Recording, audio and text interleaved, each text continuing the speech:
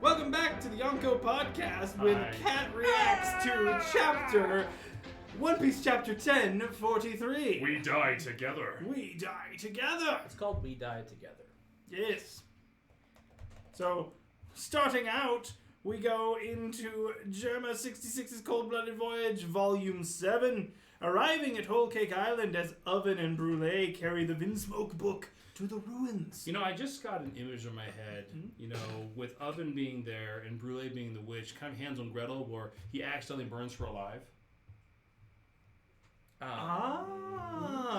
Okay. Just a little witch next to the oven type. So pudding shoves Brûlée into oven and she burns? Yes. Brûlée Excellent. shoves pudding into oven. No. And she No, burns. pudding shoves Brûlée, Brûlée's the witch, She into literally, the oven. She literally looks and cackles like a witch. Ooh. And she kind of had this whole Hansel and Gretel vibe about her.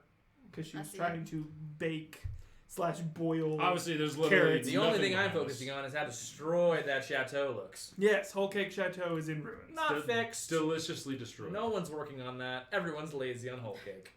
Or they're trying to get revenge on the Straw Hats. all the good people. They're excited the big mom's not there anymore. Oven has a book. He could be doing anything else. Well, I mean, there's a reason they have the book. He's transporting prisoners, dude. Hashtag Oven is lazy. He needs to turn up a bit. Put that on Twitter and smoke it. Or bake it, actually. Anyway, thanks for enjoying the cover story with us. There's not much going on in this one, man. Let's go back to where we were. Luffy getting his brains bashed in. overwhelming blow Like a bitch. to Luffy. Ugh. And Kaido looks very, very sad. Ah! As Luffy coughs up blood. And the dark look of the CP Aegis agent as he realizes what he has truly done. Well, I think he knew from the get-go what's waiting. Oh, he is resigned to whatever happens next. We get to a wide shot of Luffy on the ground with Kaido and his bat. And Banana Man looks very sad for his friend, I think. I think he knows what's about to happen. I think we should call him Banana Beard. Banana Beard. Banana Beard. I like it. Luffy coughs up the rest of his smoke steam that he gets every time he uses Gear 4, and it is over. Go ahead with Momonosuke. What? Luffy's voice. It's gone? Momonosuke no longer senses Luffy. Luffy falls to the ground. Kaido huffs and puffs. Luffy's eyes are blacked out. Skull Dome rooftop battle. Victor, Kaido, King of the Beasts. Do you know what you've done? Ellipses. Polka Dot Scarf tips his hat as Kaido raises his mace and brings it down with a massive crash. And a large amount of Conqueror's Haki coming off of it. Yes. And that black lightning. And you know that Skull Dome is going to have a bump later. Oh my goodness. And more rocks begin to fall down on the combatants down below. There's no end to it. Banana Beard is sad and tips his hat as well. Kawamatsu-san, the ceiling is coming down! Thousands of our comrades are still in there. If only we weren't up in the sky. There's no water around here. We can't do anything to quell these flames. Everyone, please find a way out. There is no honor in burning alive. And all of a sudden, a giant blast comes from up above. Kaido-sama! Where is your leader? Make that brat Momonosuke declare his surrender. Straw Hat Luffy is dead. If any of you still wish to fight, step forward now. Yeah, he's done it! It's a total victory for Kaido-sama! It can't be. Young Straw Hat couldn't have... Straw Hat's voice has vanished. Looks like we were kidding ourselves. This is a bitter pill to swallow. I've got nothing left. Luffy's been killed! Go ahead, Marco. Don't go out there, Yoi. We can't let that oversized snake get away with lying like that! Big bro! Luffy can't have lost! He's not dead! It's impossible! So, some still won't let their spirits bray. Liar! I don't believe you! Marco comes in for the save. Get down! Don't give up! Not until it's all over! Luffy! Onigashima will now land on the flower capital without delay! You'll find I won't be as soft as Orochi was. Continue. This country's just a giant weapon factory to me. Kaido Still Kaido. Oh, this country's just a giant weapons factory to me. I don't care if there's women or children. Everyone here is my slave. You'll be free to drop dead after your bodies can't take any more work. That's how you'll live the rest of your miserable lives. After all, I can always replace you when you're gone. You choose to oppose me, facing my wrath now should come as no surprise. This is what it means to lose in war. You gambled with your rights and dreams. Spare my wife and child. Bring me Momonosuke. Wa-ra-ra-ra. This doesn't end until then. Now's our chance. Get Kid and Law, take their heads. They're at the end of their rope. You may have beaten Big Mom, but Kaido-san is tougher than a fortress. You never had a chance. Protect the captains. Let's see. This doesn't sound good. Let's go. Right. Meow! Castle interior basement. Nothing but flames everywhere. Is there a way out? Look for an exit. As Kid starts to pull together more scrap metal. I'm fighting Trafalgar. Surrendering or letting him kill us. Or both out of the question. Damn. Strategy. Don't be absurd. What can I do against someone Luffy lost to? You can fight until your last breath. Isn't that the way of the samurai? If not us, then who? Everyone else is at their limit. Even Kaido must be feeling it by now. That would just be throwing away more lives. It pains me to admit this, but if Luffy's gone, our only option is to yield. I'm not letting that happen. They'll live, and then what? They'll be slaves until the day they finally die from exhaustion. In the end, surrendering won't save anyone. All the daimyo that allowed Orochi to have his way went to their graves full of regrets. Everything Wano endured for the past 20 years was for the sake of this battle. Even if surrender is our only option, I'd rather we die together. Stare down. Clashing swords. Stare down again. Kaido destroying motherfuckers. And as we Epic cut, Onigashima we shot. cut to the outside of Onigashima, back up to the Skull Dome. And we start to Ba-dum. see a very Is that a heartbeat? dead-looking Luffy. Oh yeah, look at Ba-dump. fucking dead. Ba-dump. And all of a sudden we cut over to Zunisha. Ellipses. Momonosuke.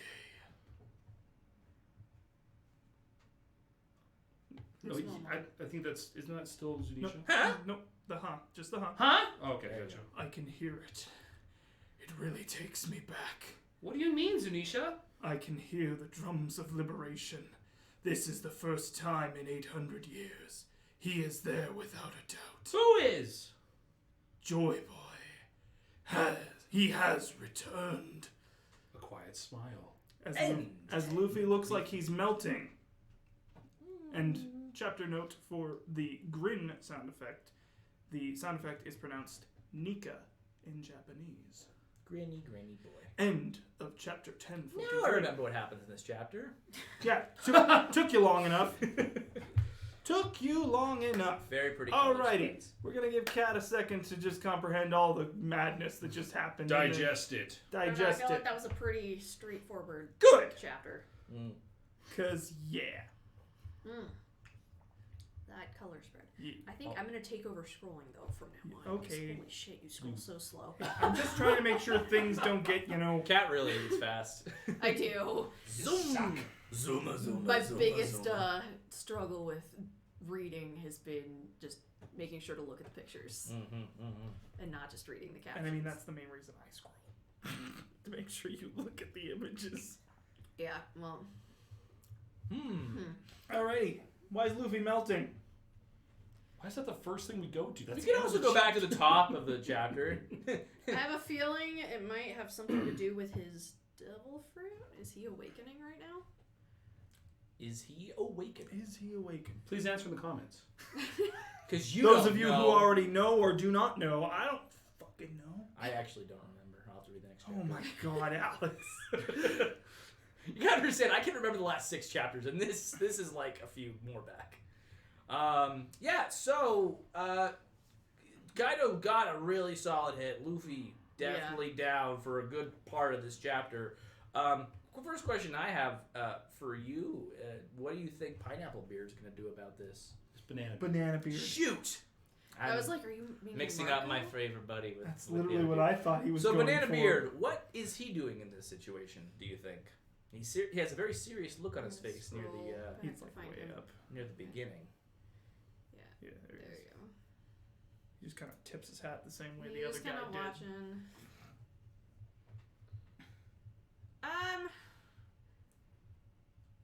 Not a lot of text to comment on in the first few pages for sure.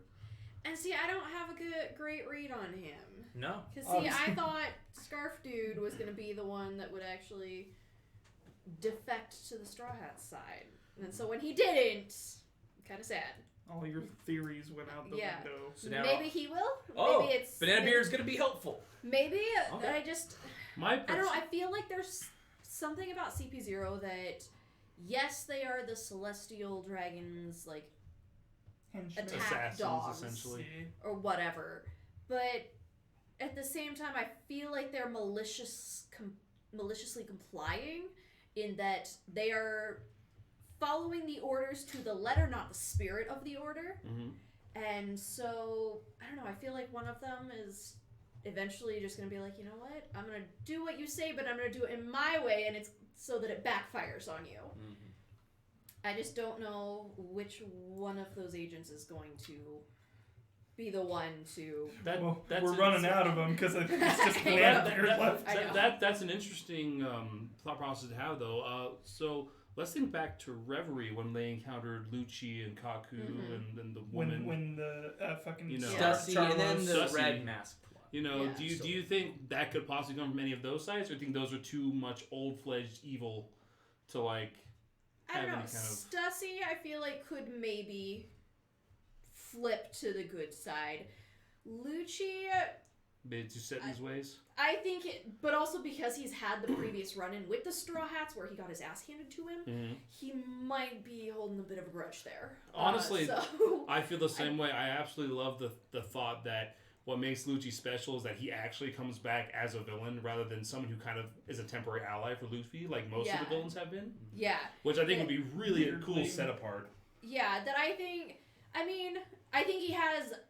he might have a healthy respect for Luffy and the Straw He's not going to Hats. underestimate him this time. But no, he's not going to underestimate them, and he is going to, like, he has his values, whereas, like, and he's already had that head-to-head with Luffy and the Straw Hats that he knows, like, no, we're not on the same page here. We are not wanting the same things. Whereas Stussy and Morgan still even... Well, I guess he's not a CP0 No, agent, but, like... He's a separate entity. He just has a lot But, of like, I connections. think It's in the underworld. Yes. I think, like, Stussy could flip. She could be one of those. It could go either way. I think she kind of has her best interests, like, are the forefront for her. That, yes, she's going to do what she's told, but ultimately, if it comes down to doing what she's told and getting fucked over versus going her own way, doing what's best for her, she's going to self-preserve. So you think Aegis doesn't have an actual allegiance? It's just like... Because obviously there might be a bit of allegiance there with Lucci, at least, because he at least proclaimed almost a knowing, like, arrogance / pleasure in the fact that you can't do anything against these supposed gods. Yeah. But you think that other members of CP0 that might be of a softer countenance might not feel the same way. Yeah, no, I definitely think that, I mean, maybe some of them went and got up into that position because they wanted to make the change, but just didn't, like, let their true intentions known, maybe. Because it seems kind of, for the most part, overwhelmingly, the consensus that the Celestial Dragons suck ass. They truly do. So, to me, it's not out of the realm of possibility that there is someone, I mean, we've seen lots of, not like betrayals, but infiltrations Behind into the the scenes. Navy. Mhm. Well, the Navy and that Take where... Drake, for example. Drake, well, I'm also thinking Kobe. Sword. That Kobe is...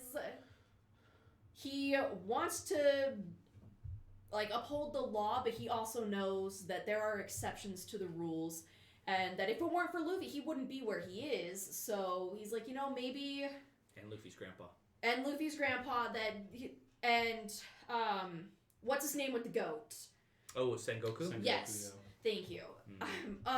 They all are like, okay, we have our duty to the Navy, and I think they're starting to realize that, maybe the Navy's way of doing things isn't true justice. Something's got to change. That something needs to change, or that this absolute, almost dictatorship type power is not working, and it's not best for everyone. So, I mean, with everything going on, I think there is going to be some sort of major revolt of some sort. Mm-hmm. And overhaul, I'm just not sure how that's going to look. That's always been my thing, though, with the intelligence agencies, because, you can, oppress, people who don't know any better or are being lied to and think they know what the true history is. But for hyper-intelligent agents who, literally it's their job to know everything, at what point do they go, oh, you guys suck.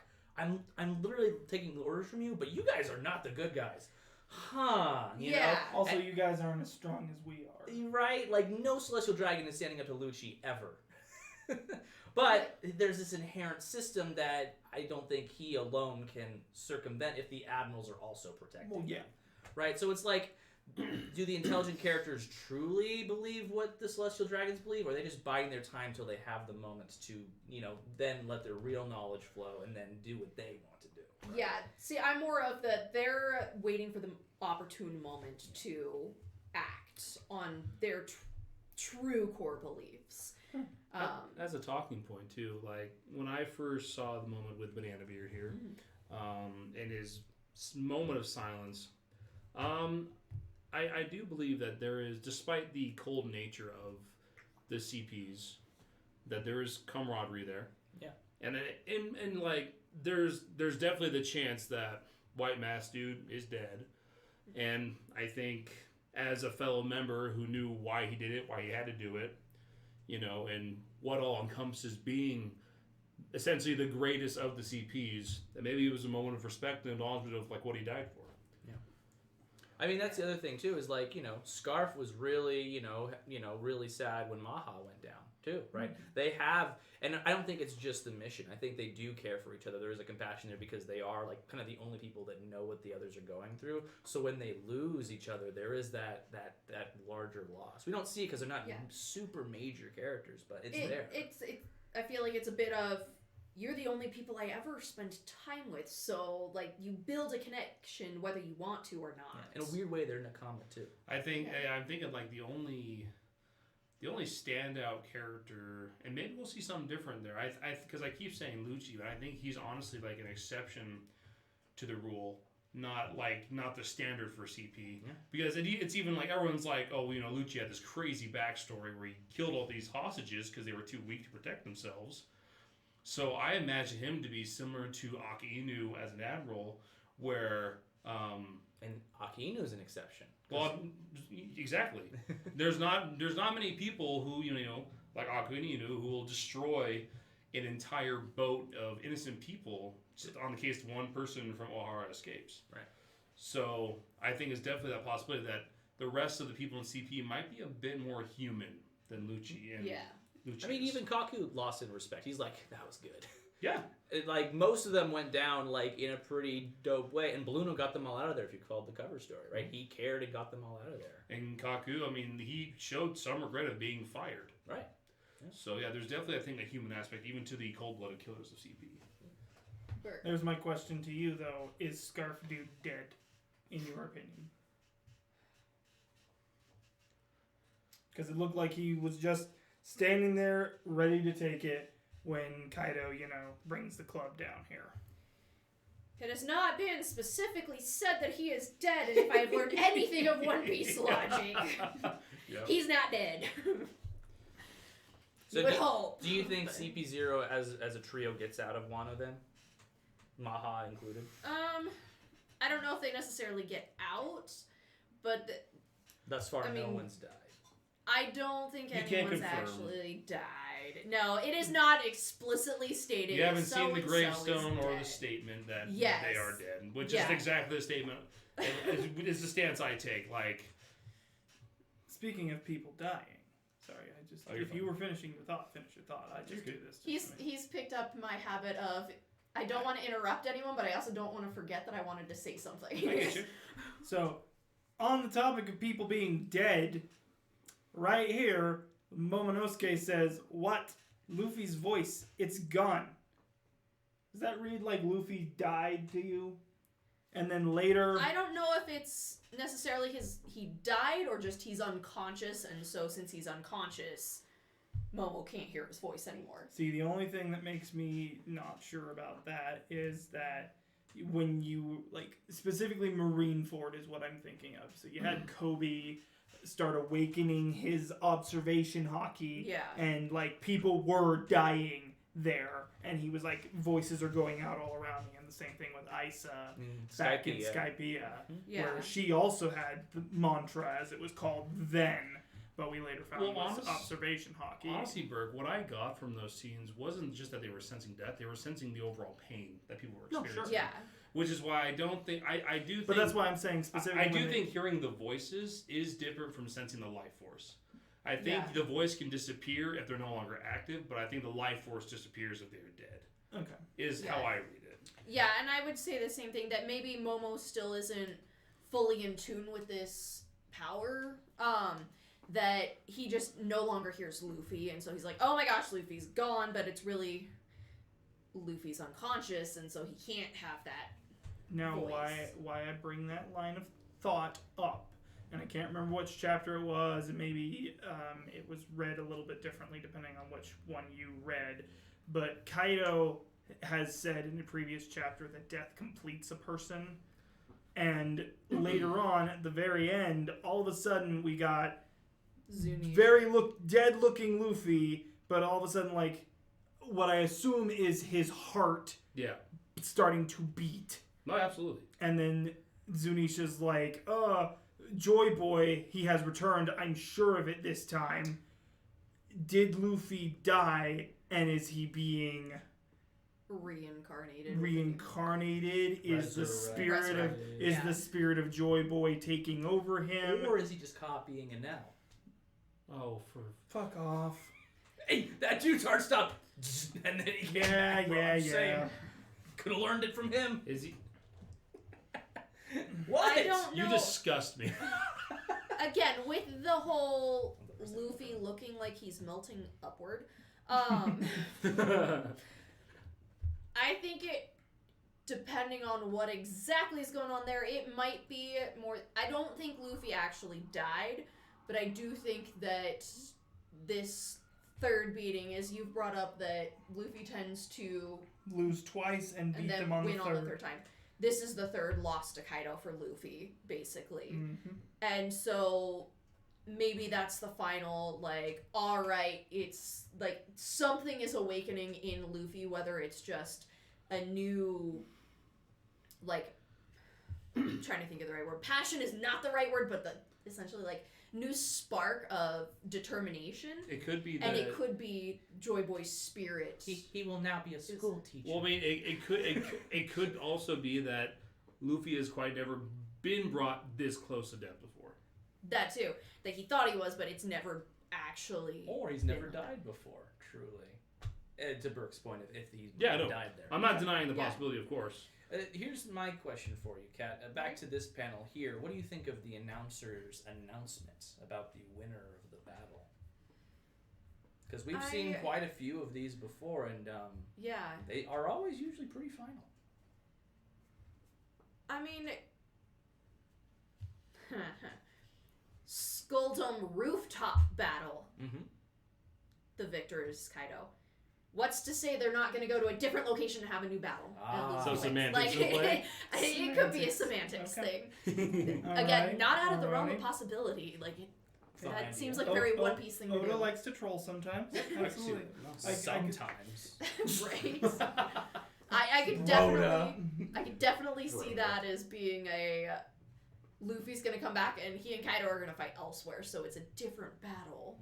So, like, if they go, like, to the live floor, for example, then there's a new battle starting. Or if all of a sudden Luffy sprouts wings and he can fly, and it actually becomes a sky battle instead. Sure. Or... Skypiea Part 2 battle. Luffy raises Onigashima 10,000 meters into the battle. sky. Manel's also there going, what? What just happened? Get off my moon! And he sees a torched Fukurokuju on the ground. And My he's like, son! He's like, my cousin, how are you? Oh, it looks like you burned to death. Why has your head gotten so tall? That's not normal. Have your ears lowered? In case I haven't mentioned it to you, Kat, Alex's, or I think it was a big theory, I guess, because Fukurokuju has those long ears, kind of like Enaru had. That maybe they were related somehow. We went through all of that so fast that I totally forgot what Enel looked like. Yeah, so the Eminem looking motherfucker with the long ears. I got you. Yeah. Bring it up, Alex. He's that. Oh my god. He's literally Eminem, okay? He's just Eminem. Don't know. But he's so pale.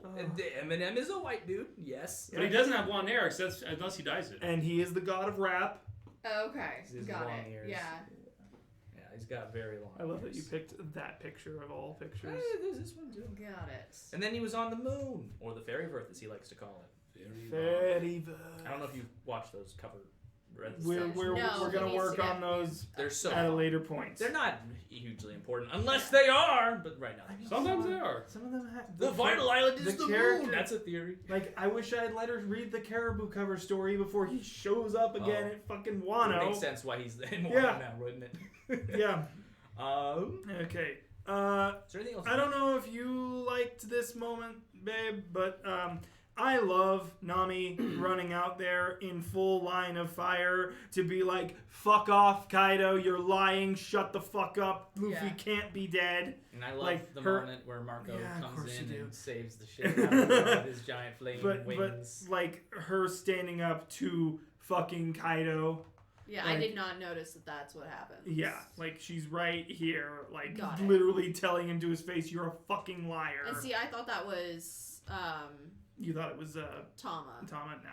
Nah. Okay, I mean, I see that's... She felt the same way. Yeah. Yes, I thought that was Tama screaming that, not That's fair. Nami. I mean, it's something Tama would do. Yeah.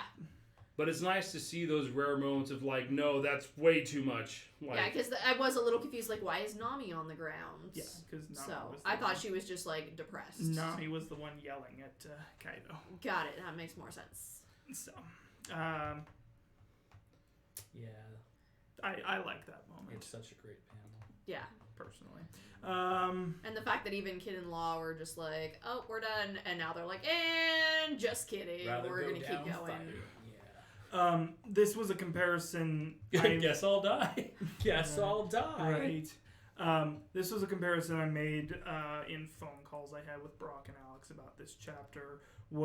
I honestly love Kaido's response here because it's almost like he just came off of the best drug high he's ever been, and he's this cranky, absolutely pissed off asshole of like... Yeah.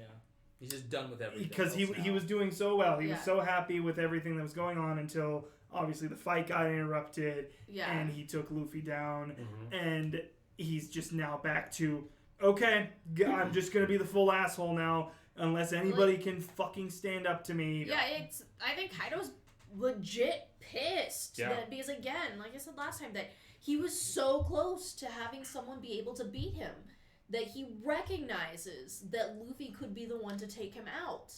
And it got interrupted, and he's like, well, shit, there went my chance to finally die. And I mean, you see it from the moment we actually meet him when he's trying to kill himself because Whitebeard's gone. Yeah. And for all he knew, Whitebeard was like the only person who could challenge him at that point. Mm-hmm. Yeah, and so, like, why Big Mom, he wouldn't... Maybe because he and Big Mom had such a relationship, like he couldn't ask her, hey, such kill a relationship. me. Absolutely. Well, I mean, here's the thing. Like, Big Mom, despite their fighting, she is something of a senior and a senpai to him who helped him get his name on the seas. Yeah, and like it's that's even why acknowledged maybe in he the wouldn't manga. just be like, "Hey, kill me." Notice me, senpai. In addition, Big Mom usually kills most people by like taking their souls because they fear her. Kaido does not fear her. Oh yeah. Yeah. So it's just that whole thing kind of goes up. So it has to be like a back and forth. And I do think Kaido personally is hardier than Big Mom. I think ultimately, if it was to the death, Kaido wins that. He's younger, by a little bit. I feel like you and I have disagreed on that in the past. I've always been active on that. I think Kaido is stronger than Big Mom. Yeah, I agree. I don't know if I've changed Was that that recently. You, maybe?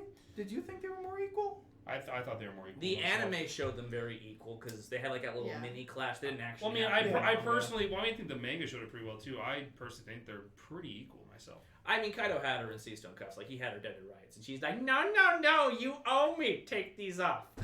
Let's fight. But she also wasn't scared as shit to that situation. Well, no. Well, yeah. I don't know why. She never really is. I mean, she considers herself like a big sister to him, and he probably feels kind of similar. Like, there's a little bit there. Yeah, and then they got drunk together, and they're like, Well, let's get to one piece. Honestly, and then after that, we can go back to killing each other. Honestly, I think the fights they have are literally like a normal thing for them. And then they solve it over drinking. Yeah. Like, I don't think they actually. I mean, maybe one day they might try to kill each other if it came down to it. But I think in terms of shit like this, it's like, nah, it's you, motherfucker. She's like, here, Kaido, have a giant barrel of sake. He's like, oh, Hey, Lin, have a giant barrel of Oshiruku. Yeah, I kind of. To me, they're almost kind of like a more like messed up version of what I got from like Shanks and Mihawk. Yeah. But maybe not so much sibling, but like a rivalry that transcends trying to just kill each other. We need more Shank Mihawk hanging out time. We really only had that one little island. Notice me, Mihawk. They didn't even talk to each other. Hey, now that Mihawk is being hunted by the world government, he can go join Shanks' crew. I feel like but that's also below him. I feel like Mihawk's like, Mihawk is a lot like a lone wolf. He would like Corona is lucky that he puts up with her. Yes, so lucky. Absolutely. Well, here's the thing. I think Mihawk has a kindness to him. Yeah, yes. I mean, like I totally ship Mihawk and Perona. Well, also Perona, she cooks for him. Like, and I think he cooks more. He cooks more. He That's fine, but I think there's an affection there because I think as lone wolfy as he is, a little bit of company's appreciated. Yes. I mean, he literally said I cook more to get her annoyed so she would stay. Like, I get it, Mihawk. You're like you're like super cool, but you did slip a little bit and put that in there. Well, also you could have just let her leave. Also there's a couple of things, and we'll get off this tangent soon, but like just the fact that he actually sat down and drank with Shanks that very first time, where it's like, he didn't seem like the type of guy to do that. And then also when like the reason for him taking Zoro in as an apprentice was because he was doing this for someone else, not because he wanted to kill Mihawk. Right. It wasn't a strength thing. It was like, he's doing this for Luffy. Yeah. I think he definitely respected that. He's like, Zoro's swallowing his pride. Which he has a big one. He does. A big pride. And the fact that he's like, Zoro has said, I'm going to kill you. Like, that is how I know I will be the best. Is I'm going to take you out. And then Zoro's groveling to his enemy that, please teach me your ways. Like, I think that was mad respect. Yeah. Like, Mihawk understands. And to be clear, the main reason that he accepted him was not necessarily because he groveled, like, for his sake. He groveled for Luffy's sake. No, I know. That's what I'm saying. Okay. Is that Mihawk recognized he wasn't groveling because he wanted to. Like, he did, but not for his own selfish reasons. Yeah. It was because he saw the potential in Luffy and wanted to help Luffy, and to be able to do that, he had to get better. I honestly think that, just kind of my own headcanon, but I think his reactions to these moments kind of support it. I think Zoro's one of the few people in the One Piece world that has surprised Mihawk more than once. Like the first fight they had, if you even call it a fight, he was like, just do it, man. Zoro was serious. Swords on the back, or swords in shame. He's like, magnificent. Yeah. And I was like, that is high praise from the greatest swordsman in the world. Yeah. And then he was like, you deserve a chance to live and get stronger. And I'm like, oh, fuck. Yeah. Yeah, I imagine when he met Shanks on that island a few, chapters later, when he, sat down to drink with them, he's like, hey, Shanks, I know that you had that kid a few years back that you saved, lost an arm for. I think I just did the same with this young boy I met. I totally slashed up his chest. What'd you do? I mean, that's right. It was friendly bonding. No, I lost an arm. Oh. Yeah, he's fine. he hadn't seen Shanks for like 10 years at that point. I lost my arm for the future. Oh, I totally misheard I that. just cut him in half. I think he's okay though. I mean, he was crying and like saying stuff at the end. He said he so beat me one day, Yeah, but he raised his sword up, so he was bleeding pretty bad. Anyway, I'm gonna drink more. He's fine. Let's party. Anyways. Your monkey boy got a bounty raised, didn't he? Yeah. Maybe they'll meet each other, be neighbors or something. Anything else you want to talk about, Kat, about the chapter? Yeah. I don't think so. I think pretty straightforward. I mean, to me, like that last panel just kind of confirms there's something with Luffy's devil fruit. I don't know if maybe this is just him awakening, but I mean, like his that's power fair. awakening, or if that's just further proof that the government, that devil fruit they were talking about was Luffy's. The rubber is melting, and now he is resin. But it's melting upwards against gravity. Yes, because he beat Fujitora, and now he has conquered gravity. He's got the gravity Gomu Gomu no Mi. Yes! It's a fusion devil fruit. We're introducing a new power structure. He beat Fujitora by being a better person than him by calling out his attacks. Yes, and now he has mastered gravity. Okay, my only other question is, before we eventually stop this, and we'll be reading the chapter very shortly after this, the next one, I mean, what do you think is about to happen? If you could make any guesses as to what the fuck any of that means. Ooh. Why is he floating upward? Can I make a guess? You already know. I don't actually. Yes, you do. I not sure how many chapters it's gonna take, but Luffy's making a comeback, obviously. But the whole Joy Boy thing, I think that's gonna be explained a bit more. Okay. That, I mean, Zunisha's really the only Lore dump Zunisha? link that we have to that Void Century. And so I think this is gonna be... I think somehow it's gonna come out that combination of like Robin and Law knowing what to ask, Luffy and Momo being able to ask Zunisha, that they're gonna have... I think Zunisha's gonna be a key player in piecing together what's going on with that Void Century. Alrighty. Can I ask you, does this mean anything? Because they make an effort to be like, hey, here's an asterisk for the grin. I don't think that really has anything to do with anything. Oh, okay. Just wanted to ask. I think it's just like like they were just explaining what that sound effect means. What are you doing? He's looking up One Piece memes. No, this is in the comment section. I will share this. Oh, okay. Okay. You'll see what we're reacting. You get it? Yeah. Okay, good. I think so. Anyway, no, I don't think... I think that's just literally a general explanation All right. type of thing. Just wanted to see if you thought anything about that, because they bring attention to it. I know, because how can they you do that with most of their sound effects. I think they're doing that because literally in English you wouldn't just be like, grin. Yeah. It's more of like or something. There's a sound effect like, there for there's some sound reason. effects that essentially means like smile, laughing, haha, like something. Essentially, you're making mountains out of molehills, Billy. My name is Burke. Burke. Thank you. Come on, Billy. That's a new one.